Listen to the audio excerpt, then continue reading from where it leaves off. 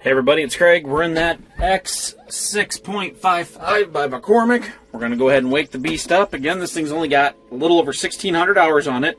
Again, it has a new transmission in it with another year. Oh, sorry, I got to push the clutch in. Sorry, my bad. Forgot, got to push the clutch in, safety reasons. You got your 3 remotes here. You got your 4 ranges. You got your high-low split. You got your shuttle shift right here. 3-point, all you do is adjust this knob here. See if you can see the arms, guys. They'll come up.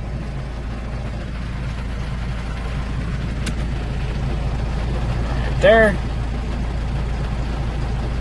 3-point works the way it should. PTO works the way it should. And you lower them. You can see, guys, it's going down slow. There's not an attachment on it. There's obviously why.